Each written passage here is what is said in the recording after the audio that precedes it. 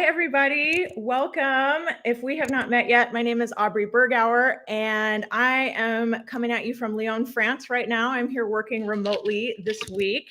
And this whole series, if you haven't joined us yet this year, is called The Narrative is Changing. And if you haven't followed my work for very long, I used to talk a lot about how we need to change the narrative for arts and culture. But starting this year in 2022, I have been saying the narrative is changing in a good way. There are so many things that really are moving forward, shifting in conversation and in practice for our industry. And this is good movement for arts and culture. So the topic du jour is about artists and management, labor relations, and wow, is the narrative changing here also in such a good way. And case in point are the two people I'm bringing on today for us to hear from. So we know in this field that these relationships can be challenging. We know that labor relations can be adversarial. But like I said, the narrative is changing. The two people I'm bringing on have proven that it doesn't have to be this way. And we're going to spend the next 20 minutes or so chatting with them, hearing about their experience and what works, what doesn't work, what we can do to make the pie bigger for all of us. So as you're joining us, please leave a comment in the chat, ask questions. We'll definitely come to the questions as we get going here, and cheer them on because we love hearing from you. So as we are getting going here, I also want to invite you to, please, if you find this topic valuable, if you find this conversation would be beneficial to others, please share this in your feeds. It really helps with the algorithm, to be frank, just to promote it to more people, to get this conversation in front of more eyeballs. So if you find value in that, that would be a huge help to have you share. Okay, so now I am going to welcome to join us Ted Nelson of the Cincinnati Symphony and Jessica Phillips of the Metropolitan Opera Orchestra. Hi, guys. Hi. Good morning. I am going to more properly introduce you all to everybody. So Ted first. Ted is a cellist in the Cincinnati Symphony. He is also artistic director of Concert Nova, which is a chamber music ensemble that's really pushing the boundaries in a lot of ways. And speaking of pushing boundaries, Ted has been doing this as chair of the Players Committee in Cincinnati starting in 2010. And that's when he assumed the role of chair of the committee. And he led the negotiations for the 2015 agreement, and then again during COVID for the 2020 agreement. And the 2015 agreement, as I was doing some homework in preparation for this, I saw the 2015 agreement was covered not just locally in Cincinnati, but also in the New York Times. So really that agreement made waves in a good way. And we're going to talk a little bit more about this as we get into it. But Trey Devi, then CEO of the Cincinnati Symphony, said to the Times that a lot of the ideas and strategies that worked even back in 2015 were unorthodox. So that theme really continued. The most recent agreement with Cincinnati and their musicians was also unorthodox in the best way. I've heard it called landmark. I've heard it called revolutionary. Ted was not chair for this most recent agreement, but the work you and Trey did really set the path, I think, for the people who followed you, including the current Players Committee chair and CEO Jonathan Martin. So all of that is a lot. We're going to unpack it, but I just wanted to say one more thing. You also serve on the board now, right? So Ted Nelson wears many hats, ladies and gentlemen, and that means you bring a lot of perspective to this conversation. Thanks for having me. And I love everybody in the chat. Thank you for these awesome comments. So great. Okay, we got a lot of fans here already. Okay, Jessica Phillips plays clarinet in the Metropolitan Opera Orchestra. She was chair of their Players Committee for the 2014 and 2018 agreements. Those negotiations and agreements were highly publicized, if anybody remembers reading about them when they were happening, and they were also unorthodox and landmark in many ways. Jessica also wears many hats, and she teaches courses on topics of music business and entrepreneurship at the Manhattan School of Music, as well as at Juilliard. Jessica's also done a lot of marketing and branding work for other musicians and projects as well. And I'm just going to be honest, Jessica, you and I love talking about these topics that we're talking about today. So I'm just so grateful to have met you a few years ago and continue to have these conversations. You are both so forward thinking, so thoughtful, so smart, and just believe that we're on the same team. And I believe that too. So all of this is to say thank you and welcome. Thank you for having us. It's nice to have another musician in the room. Love it. Okay, we're going to get into it. So I want to start with what works. So Ted, I'm going to have you go first. You have spoken very highly of Trey Devi, who I mentioned in my intro and bio of you. And you have talked to me about how he did a lot for positive labor relations long before that landmark agreement in 2015. So, and long before the landmark agreement that Cincy just recently came to. Right. So going back, kind of take us back. What worked, what works in your mind? Well, Trey's first day on the job, when he was hired in Cincinnati, was actually to sit down at a negotiation session. And I believe that was in 2009, which was a challenging time for a lot of orchestras for obvious reasons. And he started the negotiations with a lot of open dialogue, talking about the cash crisis that was facing us. And it ended up, although it was a concessionary contract, being a very successful negotiations, I think, primarily because immediately after we sort of got through the what's going on right now, we started asking the questions of how do we keep this from happening again? And I think it was probably a somewhat unusual thing to have go on, that a lot of the questions we were being asked by the musicians, saying, how do we keep this from happening again? What business practices can the organization adopt to avoid this type of crisis in the future? And a lot of those fundamental principles that we adopted are still in place and are still creating a really stable structure here, so that we've been able to weathered the pandemic, I think, in really good shape compared to a lot of orchestras, and we've seen steady growth. But I think that the collaborative nature of that conversation of Trey being open to hearing those questions from us and from the musicians, and we were led by Dick Jensen at the time, who's since retired from the orchestra, but the musicians being feeling empowered to ask those questions and to have that sense of engagement with the organization overall, that we're not just saying, what can we get back, but how can we make sure that everything is running well for all of us, realizing that we are, we all have the same interests at heart. Yeah, I appreciate that. And I remember you also telling me, true or false, he was very transparent with the financials as well, and just really tried to lay it out there. Yeah. Yeah, the musicians, I mean, the musicians have access to the board financials that we get, both on the committee level and on the individual level. So there's a lot of transparency, and there's a lot of freedom to ask questions and say, why is there this disparity in the financial report, which I think is incredibly important, so that when we sit down to negotiate, we're never in a situation of being surprised. If there are issues, if there are deficits, we're aware of them, we're talking about them well before we sit down to actually negotiate the financials of a contract. Yeah, love that. Okay, so I'm hearing openness, transparency, listening to questions, responding to those questions, and not being surprised. We'll make that a fourth thing that works well. Not being surprised works well. Okay, Jessica, your turn. In your mind, what works in a successful labor relationship? Well, I think Ted summed it up so well. And I just want to pull out a few threads there. Part of it is relationship building, right? So, having those conversations, not surprising each other, with certain things that do need to be talked about and do need to be transparent. Financials, an absolute number one key thing. This is something that didn't go well in 2014, but did go well in 2018 for us.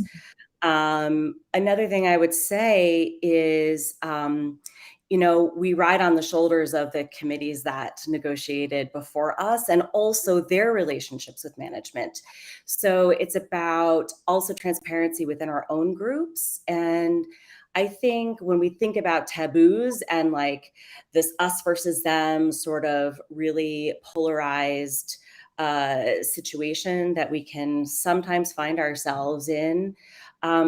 Breaking some of those stereotypes really comes back to relationship building, right? And understanding what our needs are, understanding that management also has some needs, and we've all had different pieces of information.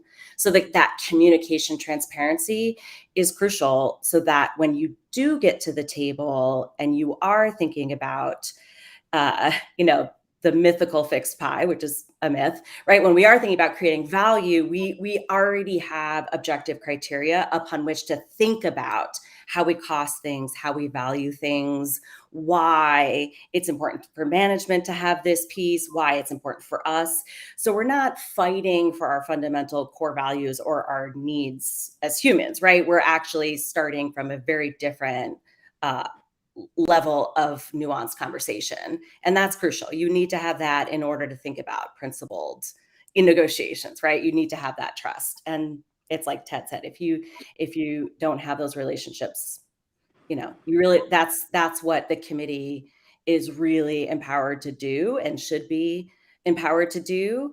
I think what's so amazing in the musician world is we don't talk about it enough. And I encounter this in my classes all the time, is that I don't think that musicians are always fully prepared for that. And we just pass it down anecdotally, right, Ted? It's like, oh, by the way, you have this legal duty of fair representation thing, like you need to represent people fairly. And people are like, no, stereotype, so we so we do it within ourselves too. And this like us versus them is a very simple way to categorize our fear, right? And if we can be more nuanced, have a more nuanced conversation, which really comes with the complexity of the situation, and the situation in the arts is complex, right? Yes, it is. Yeah. I think two things that are really are latching onto of what you said. One is this last piece of just adding nuance. And I was recently reading this book on change management, and this is Switch by Chip and Dan Heath for any bookworms out there. But and it's such a great book. But one of the things that really stuck out to me is how humans want to oversimplify big problems, and that's in our nature. But we have to allow ourselves to have complexity and nuance, and that's what you're saying. So I really appreciate that point. And then the other thing that I really am latching onto is what you're saying about standing on the shoulders, or however you said it, of the people who had these roles before us. And that can be good or bad depending on how it went before. And so, yeah. And I think the nuance that I would add to that is, you said that's true for players committees and chairs of committees, but also true for CEOs. I've definitely seen it work both ways that way too. I'm assuming Jonathan Martin's job was made a little easier to come in, given that there was a lot of goodwill toward trade. Yeah, Ted is like, Absolutely. and I've seen it, of course, happen. We've all seen it happen the other way too, where it's so challenging just because there is so much history of just, pain and dysfunction and whatever else. So, okay. On that note of pain and dysfunction, I don't want to dwell on the bad, but I think we have to address some of it. So my question is, if you had to pick, what is your biggest frustration with the way things are currently done? Like biggest pain point of what needs to change, what would that be? And either of you can go first on this one. I'll go. I think that, I guess it's not really a single pain point. It's more a perception of how the bargaining process often works. And I feel like the issue, and I've said this to you before, Aubrey, but I've had this image of both sides of the negotiation pushing on either side of a really heavy rock and trying to keep it from moving. And I think that the atmosphere that's created in a lot of negotiations in the orchestra world is really one where both sides are trying not to lose anything. And so what we miss out on are the opportunities for growth and innovation, and for looking at structures within the industry that really don't function well and are maybe even dysfunctional. I mean, we're working in an art form that does have a fairly long history, and has a history, that points in certain directions. And it's easy for us to fall into the trap of assuming that means that everything that has come before is good and that we should preserve everything at all costs. And I've found that as I've been thinking about these issues a lot, as I served as committee chair, and since then, looking at a lot of business thinking from outside the orchestra world is so enlightening. And thinking about, research that's been done into the role of good management. Oh, you are speaking my language. Sorry to interrupt, but please. No, that's okay. And looking at, how research into what makes employees happy.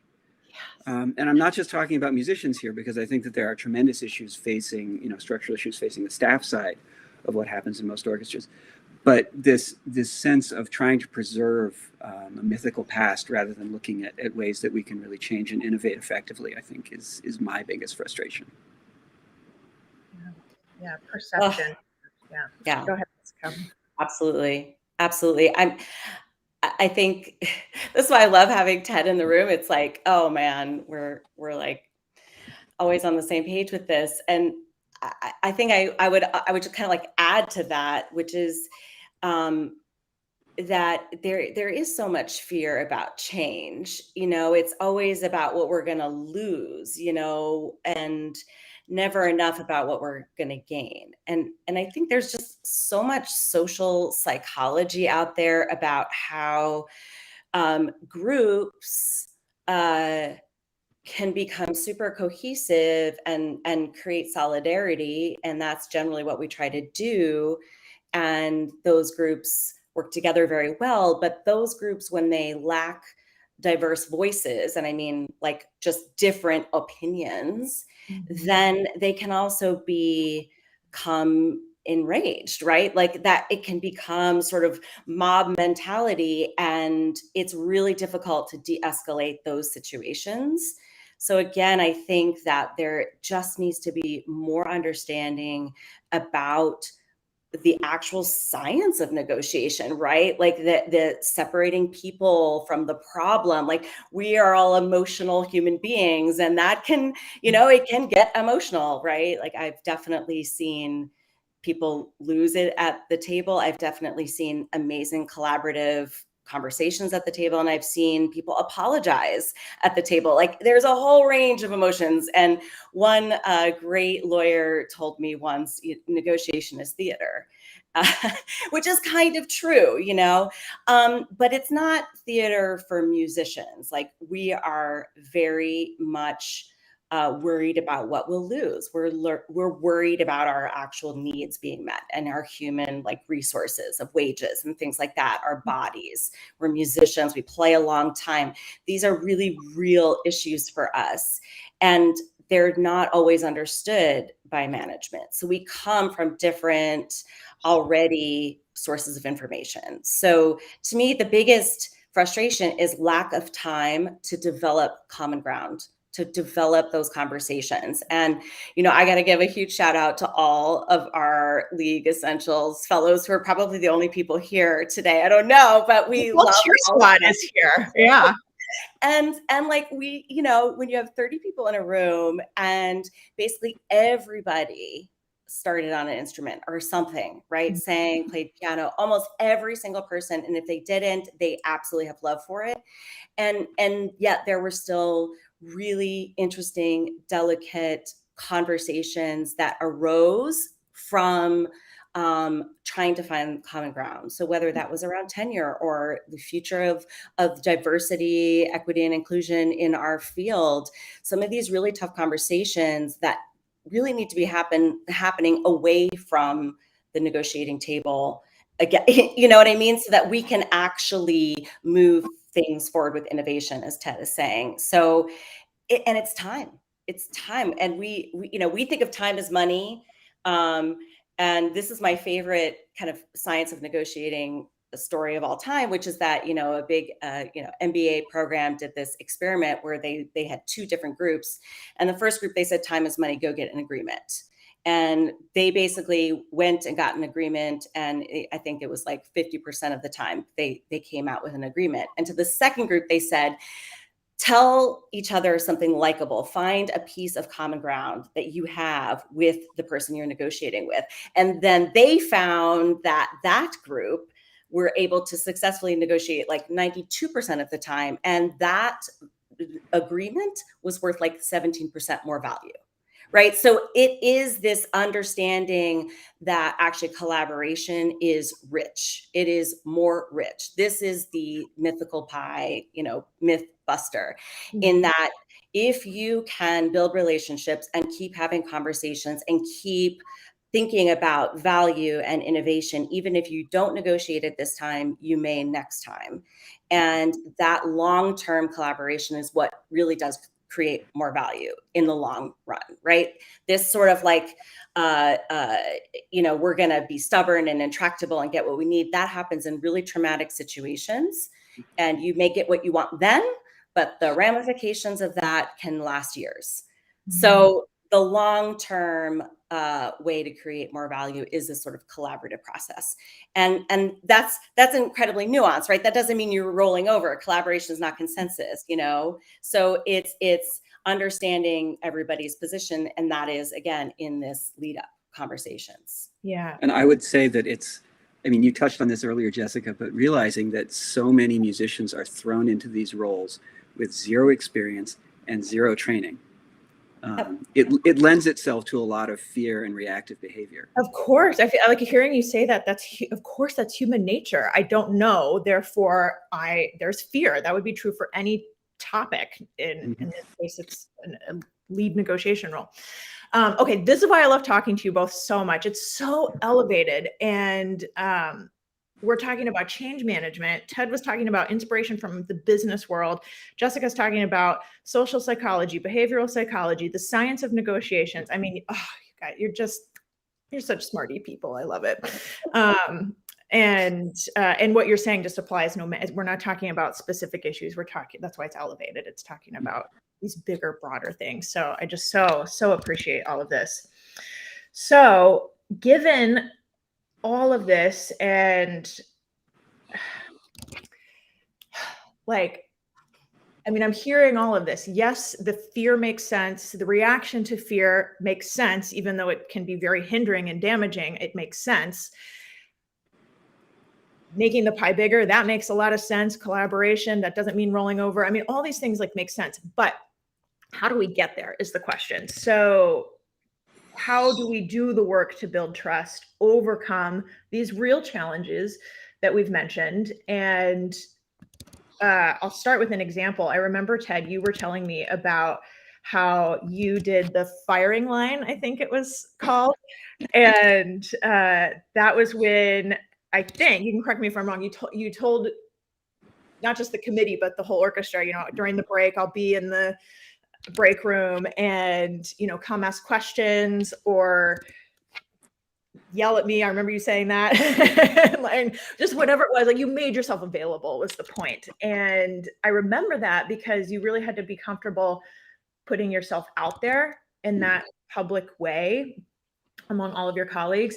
And I also remember that because I did something similar back at the California Symphony. I remember you called it firing line. I called it updates with Aubrey, but just, hey, open to anybody. I'm going to be around. I've got some updates, trying to be transparent on the financials and where we were, and be available to answer questions. So two similar sort of approaches in my mind. But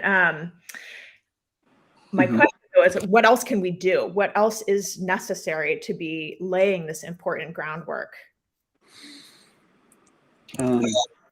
I do think that aspect of accountability and communication is absolutely fundamental. And the way in which we're doing it among the orchestra, I think, because Jessica spoke earlier to the fact that there often is there's a lack of transparency even within an orchestra in terms of communication between the musician leadership and the general orchestra. And so putting ourselves on the line and just giving people free rein to ask questions. And I think it's probably a pretty rare thing for managers to do the same thing. Something that I don't think I've ever heard of, although maybe this is what you were doing in California, is actually having that type of communication happening with musicians and staff Mm-hmm. and management all in the same room. Yes. I wasn't mean, doing it that way, but I just want to stop and say, yes, that what you just said is better. So thank you. And I had a conversation with our CFO just the other day, and we were talking about the fact. So he was actually arguing with me because I was saying that the function of the staff in an orchestra, the function of senior staff, someone like a CFO, it's like we literally couldn't do our job without him doing his job. It's not possible. Yes. And he was saying, yeah, but you're the core of the whole thing. And it's not a competition. We don't need to decide who's more important. We can look at the different types of impact that all of us can have in an organization and place value and importance on everyone's role. So yeah, and the fact that a lot of orchestras have such high staff turnover, which is a completely separate issue. But looking at, maybe that would change if we had these sort of organization-wide relationships and we weren't siloed. I know that's a pet peeve of yours. Man, yeah. It really comes down to that willingness to communicate openly and be accountable. If you make a crappy decision, if you represent someone incorrectly, that's something that you have to take responsibility for. And making sure that there are the structures in place to encourage that communication, making sure that you're actually willing to take part in it. Given all the all the obligations that a manager has, to a board, to the public who is invested in an orchestra, there are all these difficult relationships that need to be managed. But I think that at the heart of it is the willingness to actually open yourself up in all of those relationships. Absolutely. It's interesting. I think transparency is such an interesting word and concept. Like, people want to know what's going on. And, this is something I still I'm grappling with. For example, something that I've been really impressed with our current committee is that they will send out a survey, right? Because they absolutely understand that they need to get information from who they're representing. And not everybody will fill out that survey. And I definitely have, been in that situation. Like, why aren't people participating and things like that? And the way that this current committee handled it is by saying 50% of you filled out this survey. So in trying to make our decision, we assumed that the 50% of you that didn't fill out this survey were neutral. And that is how we informed our decision. So of those 50%, 83% of you were okay with the Met allowing people to come into the front row. So we will now inform them that we are okay with that.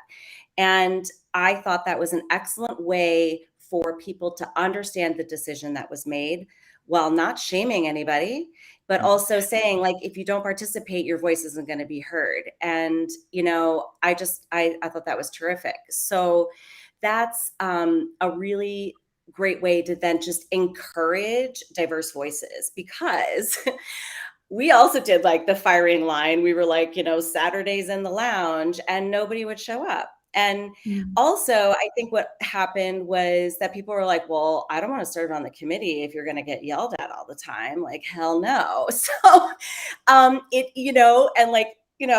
Cincinnati is, y'all are, the Met is just a more complex place. So there's like so many more like reasons. And we had suffered a really big trauma, 2014, when you are threatened with a lockout, it is a trauma. And when reconciliation doesn't really happen, then people are scared, and they're scared to come forward within their own groups as well. So when we think about this concept, I come back and back and back again to being willing to admit you're wrong. Right? Like, as Ted said, like, if you did it wrong, like, oh, okay, great, I'm learning, we're all learning, and each situation is different. So really connecting with your empathy, being a third party equalizer, a peacekeeper, all of these things are really valuable tools within a collective bargaining unit of 100 people, and it's a little bit like herding cats, but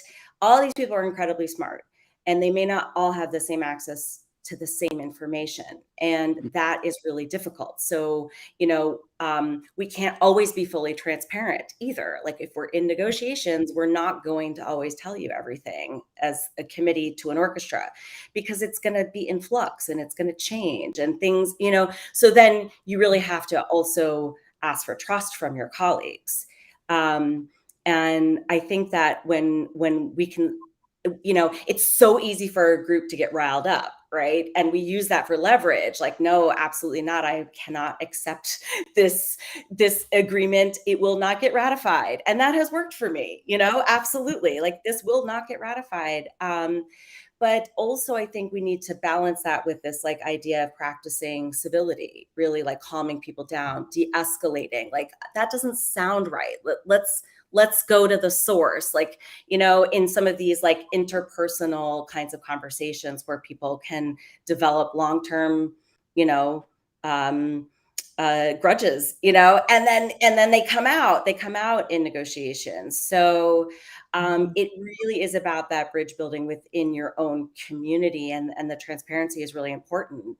And each committee has its own language, and there's always going to be 10 people who don't like what you do too, and you also need the orchestra to understand that you represent the group as a whole. And not everybody's going to get their own way, right? You are bargaining on behalf of a collective group, and they're not always going to agree on everything.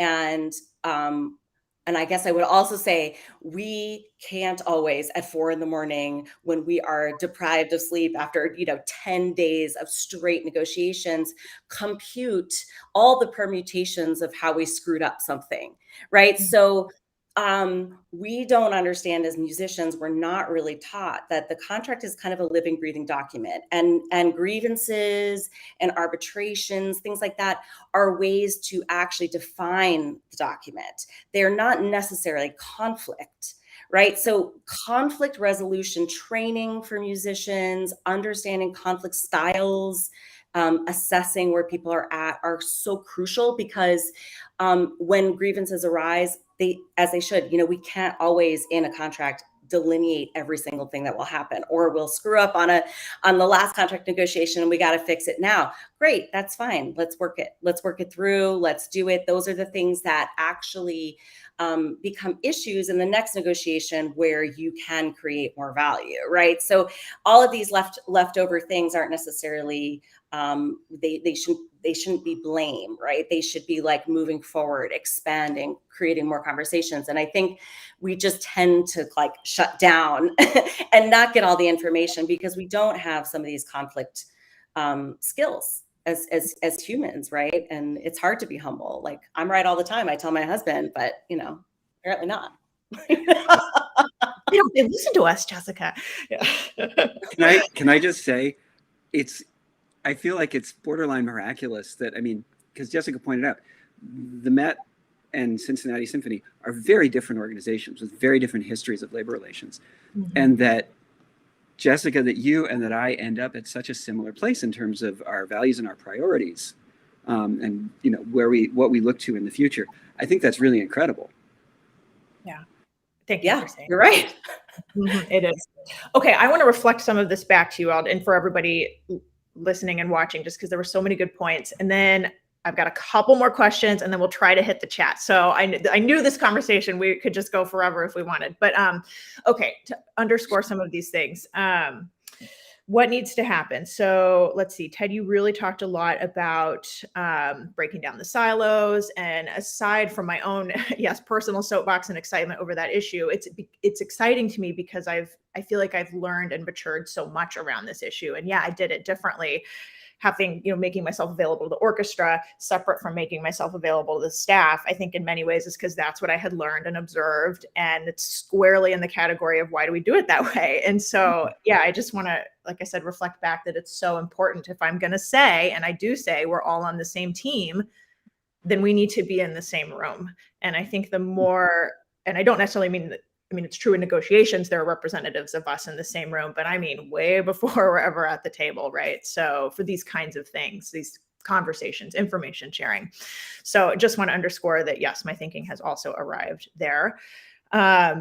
And then let's see, Jessica, you talked a lot about the training and education that needs to happen for our players, and especially players in these leadership roles. We're going to come back to that, so put a pin in that. And then just this idea of like expectation setting is what I heard from you, of the way your current committee said, we're going to assume half of you are neutral, and like really they were setting the expectations so well, is what that sounds like, of okay, and this is how we're interpreting that, and this is what we're going to do. And it's like, okay, now you have the information and you know how they're proceeding. So I just think all of those things are just very practical and actionable points. So wanted to underscore all that. Okay. 2 more questions for me. I see there's some stuff happening in the chat. So like I said, we'll try to hit it all. But I want to know what else can we do to help make the pie bigger? You know, Jessica, you and I say that all the time. I'm now also going to use this analogy that Ted gave of like, it's like pushing on the rock from both sides. But maybe quickly, what can we do? I think, and I'm hoping also, I said we would come back to the most recent agreement in Cincinnati. So if Jessica, you could talk about some things that maybe successfully worked at the Met, and then Ted, how did that play out in the recent contract? That would be helpful to give like some specific examples. Right. So, I mean, in the actual like science of negotiation, when we think about like when everybody coming to the table hopefully has a BATNA, right? Like their best alternative to a negotiated agreement. So when you know what that is, right? And then you can start to figure out what they call the zone of possible agreement, right? So, and what that means is that you need to do your work in terms of costing, the math on whatever it is you're looking for. And then in a way, it's sort of all math, like coming to the common denominator of the cent value of something, right? Whether it's healthcare or whether it's time or whether it's a personal day, like you know what that specific, for lack of a better word, widget is. And when you do that, you come to the table with positional, understanding, not like, and sorry, if you come to the table that way, you are not positional. You're not like, this is my stake in the ground. You can pivot. And so that means that you have interests, like we have an interest in this, but we may need to give that. And when you do that and you give and you understand the other side, they come with their own BATNA, then that often means that people can understand that you're willing to walk away from the table, but you're also going to get a better agreement. You have this zone where you can, kind of understand that no matter what, anything that you walk away from the table with will be better than if you didn't. So I think that's the most cogent way that I could explain creating the value. An example of that is that in 2018, for example, we agreed not to be in the press. That was an agreement we made with management because it was so destructive in 2014 that we agreed, let's not do that. So that's just a simple thing, but it also helped to create trust. And everybody thought we would break it, but we didn't. We kept it private in the house, and because it was in both of our best interests. So we understood both of our interests in that agreement. Another thing was we were just starting to think about creating value around this community engagement idea and space. And so we offered volunteer hours for things like going to a young associates meet and greet, or doing a Google Hangout with students, or just something simple little touch points of impact where people wanted to hear from musicians, they wanted to meet them, they wanted a unique experience. And that was a value to the Met. And in exchange for offering those volunteer hours, right, you didn't have to do it, the Met did take a wage cut off the table. So, it was a way that we created a lot of value, very easy for us. And the Met said, yeah, that is valuable to us. And we continue to have that relationship. Now, looking in from the outside, you might think, oh, you're just giving away free, time. But what we knew is that most of the people we surveyed were absolutely willing to do it for free. They didn't want to really get paid for it. So, it was a way for them to bring value and bring loyalty to the Met and to feel valued by the Met.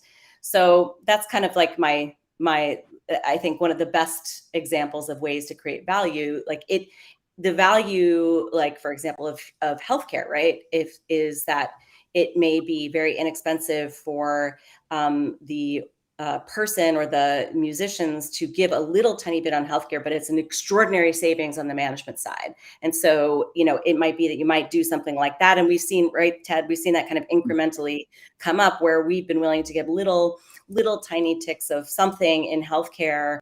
Might be just like a weekly, whatever, paying for the healthcare premium. And it's an extraordinary savings on management side. So like that is like a way to create a tremendous amount of value. Mm-hmm. Yeah. So, I mean, this idea of value, and I like to think about sort of institutional impact, as opposed to looking at, I mean, I've been a part of negotiations where the musician's productivity was being questioned. And that's very much sort of an old school business mindset. Mm-hmm. And it's fascinating because, I mean, there's that famous example of the math problem. If you have half the number of musicians playing Beethoven 9, how long does it take them? It takes the same amount of time. There's a limited amount of productivity. And Jessica also spoke about the fact that, what we do is essentially an athletic activity. And especially over the course of a potentially, I mean, I could potentially have a 50-year career performing in orchestras. Over the course of 50 years, it takes a toll. I mean, it's a demanding activity. So looking at, the impact of increased productivity versus looking at the value of what we bring to the organization or the impact that we can have on the organization, I think that's an important distinction to make. And when we look at the agreement that Cincinnati just, well, I guess it's a year old now, so it's not just, but the agreement that we came to last year, a lot of the groundwork was laid a long time ago. Not everyone knows that we are not only the Cincinnati Symphony, we also are the pit orchestra for the opera and the ballet. And so we have some rules in our contract that fall under terms that are more similar to a lot of opera contracts, not yours, because yours is just amazing and arcane. And but during the summers, when we have split activity between operas and other activities, we were working under a structure where we had a 20-hour work week rather than a service defined work week. And during the COVID year, there was a lot of discussion about the type of digital activity we would be doing and how that could be scheduled effectively. And management argued that it couldn't be scheduled effectively under a service definition and that they needed something more flexible. So for that year, we agreed to this different definition, and we've now adopted it for this current contract, which is an example of a way that we can make a concession. And there are a lot of guardrails in place. They can't call us in for 40 half-hour services in a week. But with the proper guardrails, there is some additional flexibility for pursuing different types of activity, digital activity, tech-intensive activity that requires sort of different rehearsal schedules. And also included in this contract was a sort of an initial attempt at a set of defining how we can effectively do small ensemble work as part of our work as the orchestra in the community. And it's very much a work in progress. I mean, all contracts are living documents. They're changing all the time, and it's important to realize that. And I mean, this contract has generated a lot of excitement. It's generated a lot of excitement among managers, and it's generated a lot of fear among musicians. And I think both sides are a little unjustified. And someone should actually come and talk to us about it, because it's not a radically different thing. It's a subtly different thing. But it is a way that everyone looked at the current structure we had and looked at how the musicians could provide more value to the organization, to the community, without necessarily undermining our quality of life and our working conditions. Yeah. Thank you both for being specific. I think that's helpful to put meat on the bones here. And I want to also say that you're talking about negotiating in different currencies. If I could say it in different words, that's what I would say, is like, it's not always dollar for dollar, minute for minute, or service for, whatever these very finite things are. And you're saying, no, we can trade this thing that's valuable. And that helps us all get more what we're trying to do. So I really appreciate that. Okay, I'm going to go to the chat. Maybe we can make the chat sort of our lightning round. But so many friends and friendly faces in the chat. Oh my gosh, this is making me so happy. So, okay, I'm going to start just back where I start seeing questions. So, Dominic, maybe we've answered this. Do you have other thoughts on how to bridge the relationship between staff and musical personnel? I feel like we hit that, unless either of you all have anything you want to add. Well, Both Ted, of you. I was going to say in the league cohort, all my league cohort besties will laugh because I was like, I just feel like we need more mixers, you know. um, but it is. I do think that there aren't enough places where staff, admin, and musicians can talk about what they have in common. So whatever that touch point is, if it's town hall meetings or something like that, and often there's so much turnover on the admin. So then like we kind of go, ugh, another person who was disgruntled and left. We make all these assumptions. So it's like more of those touch points, I think, would be great. Doesn't have to be a mixer, but that's what I prefer. Yeah, I'll say that a really fascinating experience for me was fairly early in my time on the committee. We were doing a strategic planning process, and I ended up sitting at a table with the board president of the CSO. And the opportunity to talk about the values and priorities of the organization in an informal way with another leader, in a different silo, was really incredible. And so that type of opportunity, I think, as well as, purely socially, yeah, obviously, getting to know people as people is so vital.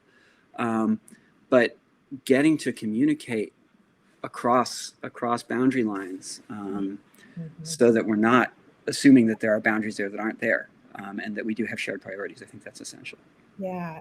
Okay. I just got to say, I keep wanting to reflect these things back because you're assuming boundaries, assuming a narrative of somebody who was disgruntled and left. And you're both saying again, I'm putting it in different words, but Brene Brown, throw another name out there we all love. She always talks about the story we tell ourselves. And so that's kind of what you're both are saying. If there's not information sharing, then we write stories. And that, again, that's human nature. So better relationships, more information sharing helps mitigate the stories we tell ourselves. Okay. David Bernard says, this is such valuable information that most have to figure out over many years of working closely on a committee. Will this conversation be archived? Yes, it's being recorded. It'll live here on LinkedIn. It's also going to be up on YouTube. Thank you for asking that. It should be required viewing for new committee members. Amen. Love that. Okay. Andrew White says, given all the emphasis on innovation and working towards new things, how should musicians and management approach digital streaming? Ted, you spoke a little bit about that, but anything else either of you want to offer? And we don't have the rest of the day, so we got to. I know this is a topic. Yeah, this is a really hard one to summarize, and so I'm not going to try to characterize any of the AFFM agreements, which are many and detailed and very carefully worked out. I'll let Jessica talk about the Met, because what streaming means to them is something completely different than what it means to many of the rest of us. Every orchestra is different. I think we are probably approaching a time when our digital work is just going to be part of our work. And there's sort of this historical attempt to delineate the two and make sure that we're being compensated properly and getting royalties for everything, which I absolutely respect. And I think especially when we look at the history of the recording industry and the revenue that was produced historically, that concern is valid, and it makes a ton of sense.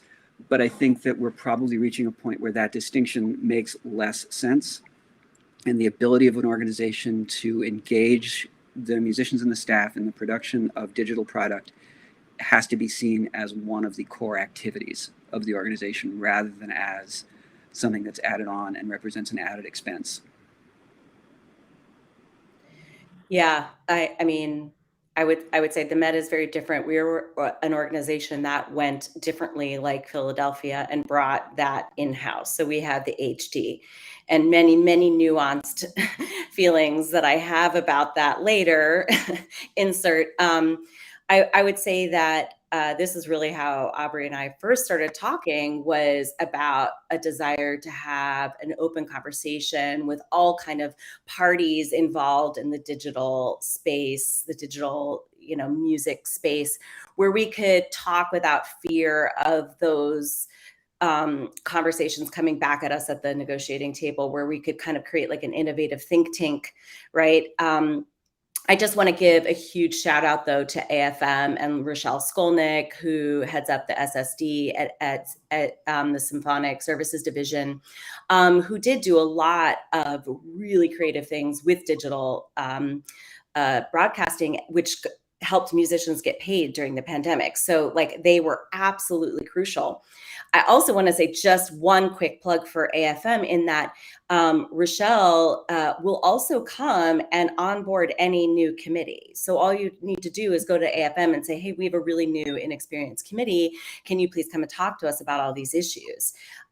Because there is onboarding that should happen. Absolutely. Duty of fair representation. Absolutely. Wine garden rights. Absolutely. Everybody needs to know they have a right to have a committee member in the room, right? Every committee member needs to know what to do with the complaint and how to investigate it. And those are nuanced things. So no, for example, no one should complain to a committee. The committee should not go into the management office and tell them that complaint. And then management calls in the person and they get a disciplinary hearing without the committee telling them first, right? And those are things that can happen. And it's just a simple thing, but AFM will come and absolutely on board and should. And I think we forget that. And I think that goes into this next question of like, or somebody's next question about, union and do the interests usually align? And I would say broadly, yes, they do align.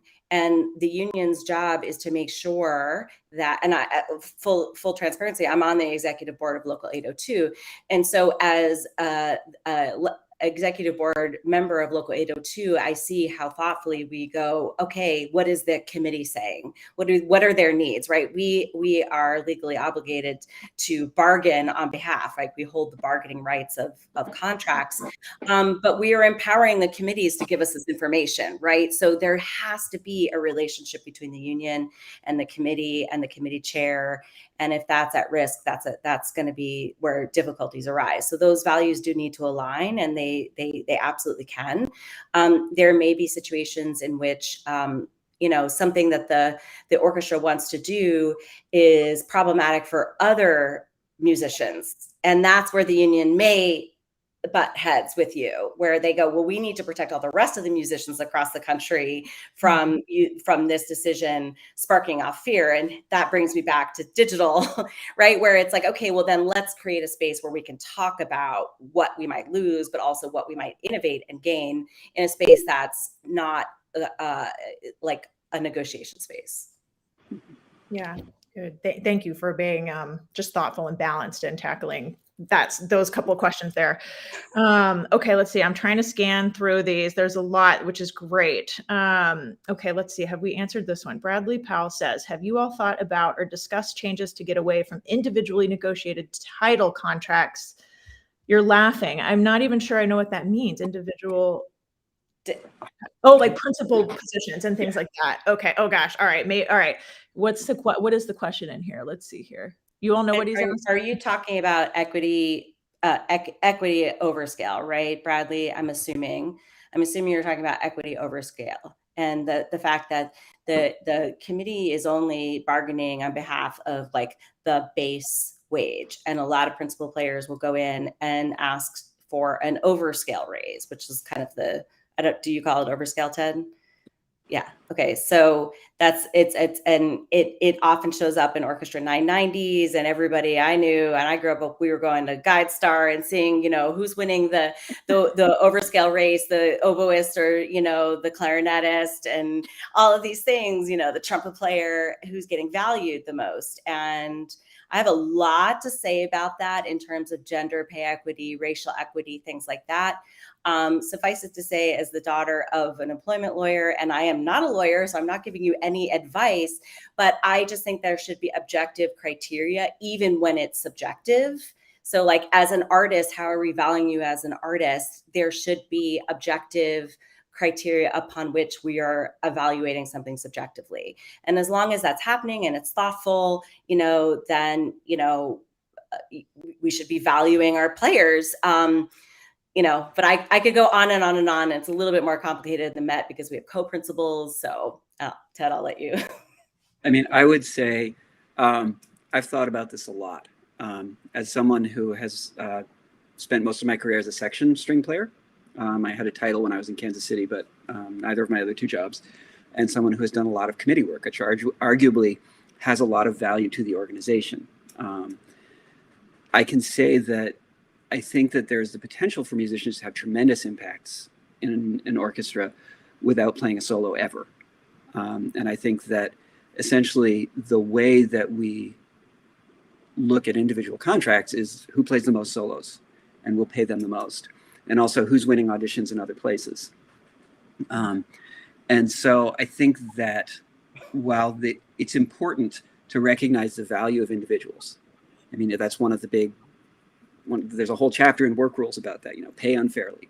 You need to recognize your stars, and you need to recognize the impact that a truly outstanding individual can have on an organization. I think that it's also important to look at all the ways in which an individual can have an impact on the organization. And so I have issues. I have issues with the way that things are structured right now, for sure. Yeah. I would also add exactly like what Ted is saying, is that it also creates a lot of divisiveness within the orchestra. And, I am a person who would rather lift everybody up, lift the base wage up rather than the management constantly throw money at people who want to leave. And so it's like, well, then the message is, there's money there and you don't want this person to leave to go to the LA Philharmonic, but you're just going to throw some money at them and hope that they'll stay, but then not bring that money back into the rest of the people who are there and who are doing the work all the time and who are going in and day out and who are loyal and good citizens to the orchestra, right? So we're valuing people who just want to jump ship and use that as leverage. And it's I really, really have a lot of feelings about that. I'm going to toss a little bomb in, and we don't need to talk about this at all, but I think it's incredible to think about the fact that essentially the only opportunity for professional advancement for most orchestra musicians is to jump ship. Yeah. There is so little opportunity for musicians to advance within an orchestra. And I think that we need to, as an industry, look at how we can create opportunities for growth and advancement for people who are loyal and who do want to stay with a certain orchestra, who don't want to leave and want to have other opportunities for growth. Right. This is often true for staff too. I think worse for musicians, but often true for staff too. You got to jump ship. Yeah. But it's if we think about other industries, like Ted mentioned earlier, and we think about professional development and lawyers are constantly have to kind of get educated, right? Or even just having a yoga person in-house who's offering health and wellness aspects for everybody.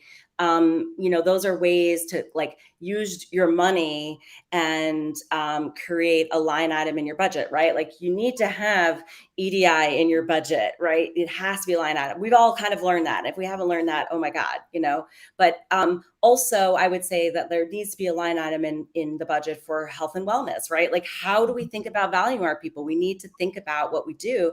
And then I'm really going to bust it open, but Aubrey's going to love me. We need to have a line item in our budget for data, right?